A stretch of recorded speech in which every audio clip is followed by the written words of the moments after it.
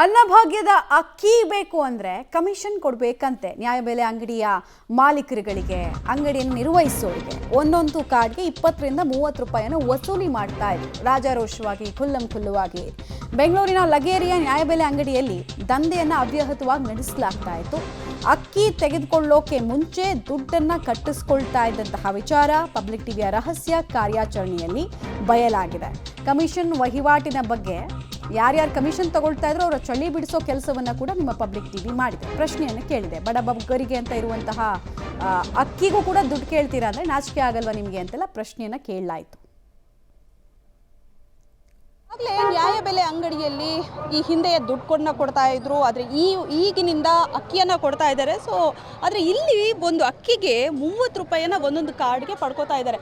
Sir, ಈಗ ಇಲ್ಲಿ ಏನು ದುಡ್ಡು ಕೊಡಬೇಕಾ ಅಕ್ಕಿಗೆ, ಕಾರ್ಡ್ಗೆ? ಬಟ್ ಏನಕ್ಕೆ ಮತ್ತೆ 30 ರೂಪಾಯಿ ಕಲೆಕ್ಟ್ ಮಾಡ್ತಾ ಇದ್ದೀರಾ? ಐಟಮ್ ಕೊಡ್ತೀವಿ ಮೇಡಮ್. ಏನು ಐಟಮ್? ಗೋಧಿ ಹಿಟ್ಟು ಅವನು ಮಾರ್ತೀವಲ್ಲ, ಅದಕ್ಕೋಸ್ಕರ ತಗೊಂತದ್ದು ಅಷ್ಟೇ. ಇದಕ್ಕೋಸ್ಕರ ದುಡ್ಡು ಪ್ರತಿ ಕಾರ್ಡ್ಗ? ಪ್ರತಿ ಕಾರ್ಡ್ಗಿಲ್ಲ, ಯಾರು ಕೊಡ್ತಾರ ಅವ್ರ ಹತ್ರ ತಗೊಂತೀವಿ. ಏನದು? ಅದು ಉಚಿತ ಅಲ್ವಾ? ಉಚಿತ ಅಲ್ಲ, ಅದು ನಾವು ಪರ್ಸನಲ್ ಮಾರ್ಬೋದು ಅದನ್ನ ರೂಲ್ಸ್ ಪ್ರಕಾರ. ಅಲ್ಲ, ನಮ್ಗೆ ಏನೋ ಹೊಟ್ಟೆಪಾಠ ಇರ್ತದಲ್ಲಮ್ಮ. ಬಟ್ ಈಗ ನಾನು ನೋಡ್ತಾ ಇದ್ವಿ ತುಂಬಾ ಜನ ಐಟಮೇ ತಗೊಂಡಿಲ್ಲ, ಅವರೆಲ್ಲರಿಗೂ ಕೂಡ ಇಲ್ಲ ಐಟಮ್ ತಗೊಂತಾರೆ. ಐಟಮ್ ತೆಗೆದುಕೊಂಡಿಲ್ಲ ಸರ್ ತುಂಬಾ ಜನ. ಅವ್ರ ಹತ್ರನೂ ನೀವು 30 ರೂಪಾಯಿ ಪ್ರತಿ ಕಾರ್ಡ್ಗೂ ದುಡ್ಡನ್ನ ಫಿಕ್ಸ್ ಮಾಡಿದ್ದೀರಾ? ಇಲ್ಲ ಆ ಥರ ಅಂಥದ್ದು ನಾವು ಮಾಡೋಕ್ಕಲ್ಲ. ಇಲ್ಲ ಮೇಡಮ್ ಅವರೇ, ಆ ಥರ ಏನಾರ ಇದ್ರೆ ನಾವು ಇನ್ನೂ ತಿದ್ಕೊಂತೀವಿ ಬಿಡಿ ಮೇಡಮ್ ಅವರೇ. ಬಟ್ ಒಪ್ಕೋತೀರಾ ಸರ್ ನೀವು? ಅಲ್ಲ, ಇದ್ರೆ ತಿದ್ಕೊಂತೀವಿ. ಅಂದ್ರೆ ನೀವು ತಗೊಂಡಿದ್ದೀರಾ? ಅಲ್ಲ, ಆ ಥರ ಏನಾರ ಸಮಸ್ಯೆ ಇದ್ರೆ ಅಲ್ಲಪ್ಪ, ತಗೊಂಡಿರೋದಕ್ಕೆ ಪ್ರೂಫ್ ಇದೆ. ನನ್ನ ಹತ್ರ ಏನಾರು ತಪ್ಪಾಗಿದೆ ನಮ್ಮ ಕಡೆಯಿಂದ ನಾನು ತಿದ್ಕೊಂತೀನಿ. ಮುಂದೆ ಈ ಥರ ಆಗ್ದಂಗೆ ನೋಡ್ಕೊಂತೀವಿ. ಆಯ್ತಾ ಮೇಡಮ್ ಅವರೇ? ಅನ್ನಭಾಗ್ಯ ರೇಷನ್ ಕಾರ್ಡ್ ಇರೋದೇ ಎಲ್ರು ಬಡವರು, ಅವ್ರು ದುಡ್ಡಿಲ್ಲ ಅನ್ನೋ ಕಾರಣಕ್ಕೆ ಇಲ್ಲಿ ಬರ್ತಾರೆ. ಸರ್ಕಾರ ದುಡ್ಡು ಕೊಡ್ತಾ ಇರೋದು.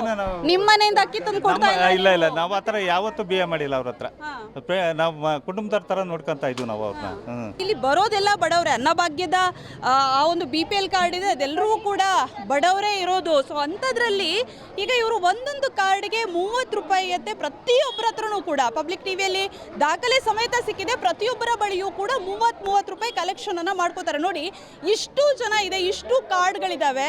ಪ್ರತಿದಿನ 30 ರೂಪಾಯಿ ತಗೊಂಡ್ರೆ ಹೇಗಾಗುತ್ತೆ? ಎಷ್ಟು ದುಡ್ಡು ಬರುತ್ತೆ ಏನು ಅನ್ನುವಂಥ. ಸರ್, ಈಗ ನೀವು ಪ್ರತಿಯೊಬ್ಬರು 30 ರೂಪಾಯಿ ಕೊಡ್ಬೇಕಾ ಇಲ್ಲಿ? ಇಲ್ಲ ಮೇಡಮ್, ಒಬ್ಬರು 20 ಕೇಳ್ತಾರೆ. 2 ದಿವಸ ರೇಷನ್ ಕೊಡ್ತಾರೆ, ಮತ್ತೆ ಬೇರೆ ಕಾರ್ಡು ಕೊಡ್ತಾರೆ. ನಮಗೆ 2 ದಿವಸದಲ್ಲಿ ರೇಷನ್ನೇ ಸಿಗಲ್ಲ ಇಲ್ಲಿ.